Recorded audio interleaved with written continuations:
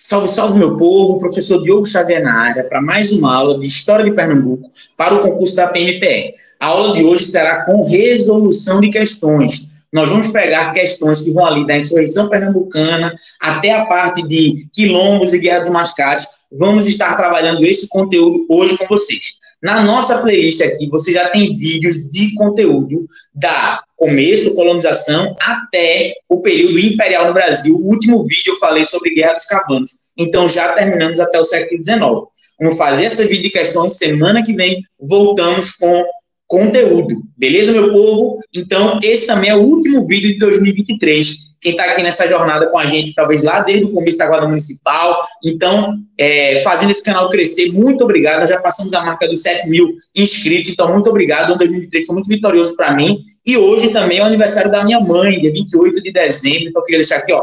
Mãe, muito obrigado, um beijo, feliz aniversário. E foi ela que me incentivou a começar esse canal. Então, você que gosta do canal, deixa eu parabéns, felicidade, Dona Graça, porque foi ela que me incentivou e hoje é aniversário da minha mãe, ela merece esse começo aqui falando para ela desse dia especial, beleza? E agora, lembrando para vocês, nós temos materiais de questões e conteúdo para vocês, 2 apostilas. Se você tem interesse, clica no link que está aqui embaixo, que você terá acesso a conteúdo e questões de História de Pernambuco para a PMPE. Nós temos também a nossa isolada, dia 30 de dezembro, começa a nossa isolada. Se você estiver vendo esse vídeo já dia 28, 29, pode falar comigo, você pode ver presencialmente. Se você estiver vendo depois, se é professor, eu quero a gravação da aula, eu quero no modo online, fala comigo também, que você pode ter acesso à nossa isolada, com 4 encontros, R$100 para você gabaritar a história de Pernambuco na prova da PMPE.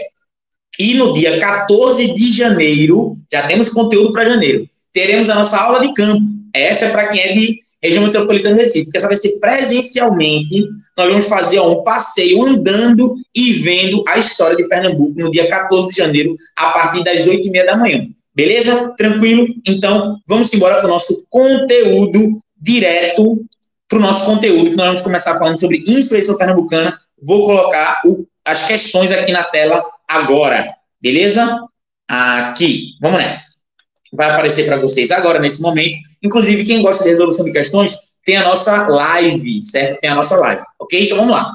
Resolução de questões, parte 2. Podemos sintetizar a insurreição pernambucana da seguinte forma. Vamos lá, gente. Aqui eu quero que você grave logo uma coisa. Insurreição pernambucana é diferente de revolução pernambucana. Insurreição pernambucana é o movimento de quê? De expulsão dos holandeses. É completamente diferente da Revolução Pernambucana. Eu quero que você bote isso na sua cabeça para você não errar de jeito nenhum. Insurreição Pernambucana, século XVII. Século XVII é o momento onde vai ter a expulsão dos holandeses. Ok? Então vamos lá. Foi um movimento político que estourou em 1817. Falso. Falso, falso, falso. Foi um movimento político iniciado em 1645. Opa! Começou acertando, que tinha como objetivo libertar os escravos da capitania de Pernambuco. Falso. Olha aí a importância de você ler a questão completa, ler com atenção. Queria libertar os escravos? Não. Os escravos participaram da insurreição pernambucana? Sim. A imensa maioria deles no exército como animal de carga. Muito cuidado com isso. Os negros lutaram na insurreição pernambucana pela liberdade. Não, isso é muito lá na frente, lá na Guerra do Paraguai. Então, cuidado com isso, certo? Então, a letra B está errada. Não é pela libertação dos escravos. Letra C. Foi um movimento político que estourou em 1817. Falso. Falso, falso, falso.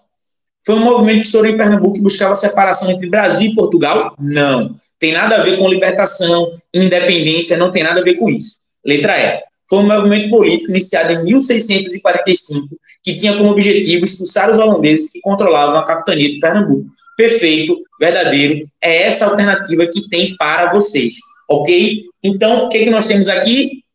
Movimento contra a presença holandesa em Pernambuco. É isso que foi a insurreição pernambucana, movimento que foi de 1645 até 1654. Tem vídeo sobre isso no canal, então quer tirar mais dúvida? Corre lá. Entenderam? Tô tranquilo? Segunda questão, vamos nessa. A Guerra dos Bárbaros, opa, professor, você não falou sobre isso ainda. Muito bem, estou falando agora. A Guerra dos Bárbaros representou uma ruptura na história da América Portuguesa, pois prefaciou um ciclo de hostilidades que dizimou a diversidade de povos indígenas que habitavam o sertão. Meu povo, agora eu quero uma pausa para falar com vocês sobre Guerra dos Bárbaros. Veja só. Depois que acontece a expulsão dos holandeses, acontece agora a expansão das fronteiras do Brasil, que a gente pode chamar de avanço para o interior. Guerras sertanistas, todos esses termos são utilizados. O que é, essencialmente, a busca do sertão. Para quê? Qual é a cultura? É assim que a gente chama, tá? A cultura. O que é colocado no sertão? O gado, a pecuária, o boizinho e a vaquinha. Certo? É isso que é colocado no sertão naquele momento. Então, tanto é que quando a gente pensa no sertão, a gente está pensando em quê? A gente está pensando em gado, pecuária, vaqueiro, couro, não é isso? Quando a gente olha para o sertão, então é o avanço para o sertão, tem relação com tudo isso. Essa é o que foi a Guerra dos Bárbaros. A Guerra dos Bárbaros foi o momento onde a capitania, o governo de Portugal, melhor do que a capitania, tá? O governo de Portugal, ele deu meio que um liberou geral. Por quê? Agora você vai lembrar de uma coisa anterior. Os indígenas, eles podiam ser escravizados de todo jeito? Não. Os indígenas, para serem escravizados, eles precisavam da chamada guerra justa, que era, primeiro chegava a Igreja Católica. Você quer aceitar Jesus? Se ele dissesse não, ele seria escravizado ou morto. Agora, o que o governo de Portugal fez foi, nós queremos ocupar o sertão. Quem está no sertão? Os indígenas. Então, pode passar o rodo em cima deles. Foi um momento de uma matança generalizada dos indígenas. Isso foi a Guerra dos Bárbaros. E por que esse termo bárbaros? Porque colocaram os indígenas como bárbaros. Bárbaro é o estranho, é o diferente. Era isso que era colocado nesse momento. Então, pensou-se o indígena como bárbaro, como o diferente. Esse conteúdo pode muito bem cair na sua prova, como um momento de dizimação dos povos indígenas em Pernambuco. E aí vamos resumir uma frase. A Guerra dos Bárbaros é a dizimação dos povos indígenas do interior para a ocupação da pecuária. Ok? Vamos para as nossas alternativas. Sobre isso, analise alternativas na resposta correta. A Guerra dos Bárbaros pela coroa, patrocinada pela coroa, para forçar os descendentes indígenas, só chegou ao fim após a implementação do Diretório Pombalim de 1758. Não, minha gente, aqui ele está dizendo que isso durou muito tempo. Não durou esse tempo todo, ele vai do final do século XVII até o começo do século XVIII. A Guerra dos Bárbaros atingiu as populações indígenas não aldeadas. Não se verifica a extensão da guerra para os aldeamentos comandados por jesuítas. Isso é falso, tá? Os jesuítas, eles entendam esse termo, protegiam os povos indígenas. Quando eu digo protegiam, não é que eles guardavam meu bonzinho, não. É que eles usavam os indígenas até para trabalhar, inclusive, viu? E de maneira forçada. Mas o que acontece então quer dizer que não teve guerra dos bárbaros nos jesuítas, teve também nos territórios jesuítas. O único intuito dos paulistas, você para aí. Único, exclusivamente, somente, todo. Esse é o tipo de palavra que eu digo que ela geralmente está errada. O único intuito dos paulistas se envolverem na guerra dos bugreiros é quem pega indígena, era o de garantir os índios preados no conflito e tomassem seus escravos. Não. Além disso, eles queriam, sobretudo, expandir a presença da pecuária. D. Para os colonos desejosos em obter terras, os índios representavam um entrave à expansão das fazendas de gado. Por isso, deveriam ser exterminados. Verdadeiro é letra D, a nossa alternativa. Os índios, eles eram um entrave. Os índios, eles atrapalhavam o avanço da colonização. Atrapalha o progresso. Então, pode matar. Letra E. Por parte dos indígenas confederados, os processos de resistência e sobrevivência se deram de maneira violenta. Não se observa na Guerra dos Bárbaros resistências pacíficas. Falso. Aqui eu quero que você entenda isso. Tanto na resistência africana quanto indígena, está errado dizer que só teve resistência pacífica ou só teve resistência violenta. Houveram sempre as duas. Houve, né? Houve, verbo havendo se existir. Houve sempre duas formas. violenta e pacífica. Sempre existiram essas duas maneiras de resistência, indígena e também escrava. Pausa para a água e a pausa também para dizer o quê? Você tem duas formas de ajudar o nosso canal a crescer. A primeira, curta, comente e compartilha. Faz esse vídeo chegar para mais gente. Faz esse vídeo crescer. Esse canal é gratuito, seguirá sendo gratuito e você pode divulgar para mais gente. A segunda, contribua com o Pix, que fica aqui na descrição do nosso canal. Você pode contribuir com esse Pix de qualquer valor, certo? Você pode ajudar o nosso canal a crescer ou também você pode comprar os nossos materiais, que isto ajuda o nosso canal a crescer. Beleza? Vamos embora. Terceira questão. A confrontação, agora vamos falar sobre a Guerra dos Mascates. Mais uma vez, tem vídeo sobre a Guerra dos Mascates aqui no nosso canal.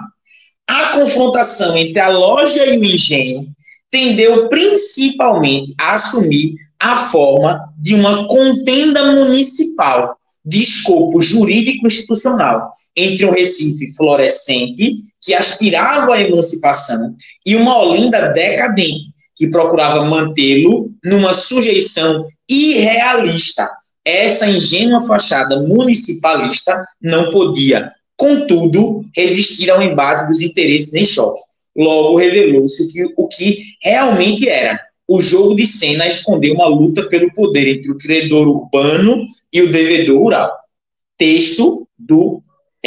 não está aqui colocado, mas eu coloquei esse texto do Evaldo Cabral de Melo, um grande historiador sobre esse período. Então, o que ele está dizendo nesse texto? Toda vez que você lê um texto, você precisa compreender o que ele está dizendo. O que ele está dizendo nesse texto? Credor, devedor. Quem é o credor? Municipalidade, urbano, Recife. Devedor, senhor de engenho, rural, Olinda. É essa divisão. Recife em alta, Olinda em baixa. Essa disputa é a Guerra dos Mascates. Revolta nativista, não é isso. Revolta nativista. Contextualizando historicamente a Guerra dos Mascates, a que o texto se refere, é correto afirmar que ela, letra A, teve conotação nativista, mas não anti-lusitana, uma vez que foi um movimento resultante da luta entre os grandes proprietários da terra de Olinda e o governo pelo comércio do açúcar no Recife. Falso. Primeiro, teve caráter anti-lusitano? Teve, porque eles se colocaram contra Portugal. Agora, pela independência do Brasil? Não. Outra coisa, foi pelo comércio do açúcar? Não. A disputa não foi pelo comércio do açúcar. Até porque quem comandava o açúcar eram os senhores de engenho. Mas o açúcar estava em decadência. Letra B. Resultou da insatisfação das camadas mais pobres da população da Vila de Olinda. Pausa aí. Foram os mais pobres que fizeram a revolta, a Guerra dos Mascates? Não. Quem faz a revolta dos Mascates são os senhores de engenho, que é a elite. Então, tá falso dizer isso, ok? Contra o controle da produção e comercialização dos produtos de exportação pelo Recife. Tá falso dizer isso. Letra C. Refletiu a lógica do sistema colonial. De um lado, os colonos latifundiários de Olinda, endividados e empobrecidos. De outros, comerciantes metropolitanos de Recife, credores enriquecidos. Verdadeiro. Letra C é o nosso gabarito. Letra D. Significou o marco inicial da formação do nativismo na colônia. De um lado, criou um forte sentimento antilusitano que se enraizou em Olinda. De outro, intensificou a luta contra os comerciantes livres. Não, minha gente, falso. Não é o sentimento nativista que está se desenvolvendo ali. Qual o local, o momento histórico que é colocado na história como surgimento de um sentimento brasileiro nativista? Batalha do Monte dos Guararapes. Insurreição pernambucana. Então, esse sentimento nativista se refere à insurreição pernambucana, expulsão dos holandeses. Cuidado com isso na sua prova. Foi um dos mais importantes movimentos de resistência colonial. De um lado, a recusa dos proprietários rurais de Olinda em obedecer à metrópole. Do outro, a luta dos comerciantes de Recife pelo monopólio do açúcar. Falso, falso, falso. Comerciantes de Olinda não brigavam pelo monopólio do açúcar. Quarta questão. Agora vamos falar sobre quilombos. Olha, é um conteúdo que é muito bom. Vou gravar uma aula sobre quilombos em breve, tá? Então, quilombos. O quilombo constitui questão relevante desde os primeiros focos resistentes dos africanos ao escravismo colonial. Reaparece no Brasil República com a Frente Negra Brasileira. Então, ele está fazendo um paralelo. Passado, presente. E retorna à cena política no final dos anos 70. Aqui já estamos falando do MNU. Durante a redemocratização do país. Trata-se, portanto, de uma questão persistente, tendo na atualidade importante dimensão na luta dos afrodescendentes. Isso é muito bom e bem uma questão sobre quilombo, mas também sobre a herança afrodescendente em Pernambuco. Vamos falar sobre a luta dos escravos em Palmares e vamos falar sobre a luta dos afrodescendentes hoje em Pernambuco através do maracatu. Percebe como a sua prova vai cobrar? É desse jeito. Em relação aos quilombos de Palmares e do Catucá, assinale a alternativa correta. Então, apesar de fazer esse paralelo, a sua prova pode cobrar desse jeito, ele está pedindo sobre os quilombos, sobre 2 quilombos diferentes. Palmares, um quilombo do século XVII, que vai ser lá na Serra da Barriga, que vai ser lá no interior, que vai ser lá no nosso território muito distanciado, enquanto que o Catucá, ele fica onde hoje é Pernambuco, Zona da Mata Pernambucana, Igaraçu, e é um quilombo muito mais urbanizado. Palmares ficava em Pernambuco, mas hoje ele fica em Alagoas. Vamos para as alternativas, fazendo um paralelo entre os dois. Letra A. A proximidade que o quilombo do Catucá tinha do Recife, localizado entre as freguesias do Recife, Paraty e Paulista, permitiu aos seus moradores elaborarem uma série de táticas de sobrevivência que perpassavam pela cooperação da população negra livre e dos escravos dos engenhos próximos. Verdadeiríssimo. O quilombo do Catucá, ele negociava com os engenhos próximos. Então, escravos fugiam para lá, acontecia uma troca de comércio, tudo isso nesse período. Tudo isso acontecendo nesse momento em Pernambuco. Então, o quilombo do Catucá, ele tem essa relação importantíssima para a gente conseguir compreender o território pernambucano aqui, nesse momento, no século XIX. Grava isso, quilombo do Catucá, século XIX, ok? O principal nome para a gente lembrar aqui é o Maluni, tá? Letra B. Segundo os historiadores, os quilombos dos Palmares e Catucá não possuíam elementos que pudessem distinguir. Fala, peraí, tu tá me dizendo que eu não consigo diferenciar? Um foi 2 séculos antes do outro? Não, minha gente, tá falso isso aí, tá bem? Então, não existe informação, as condições socioculturais são as mesmas, permaneceram. Não, minha gente, as coisas mudam em 200 anos, né? Pelo amor de Deus. Letra C. A escassez de documentos que versem a respeito dos quilombos, de modo geral, torna toda a literatura existente sobre Palmares e Catucá ilações. Ilações, aqui vai outra dica para você. Tá fazendo exercício em casa, caiu uma palavra que tu não sabe, tu aí que tá me ouvindo não sabia o que era ilação. Vai no Google e pesquisa.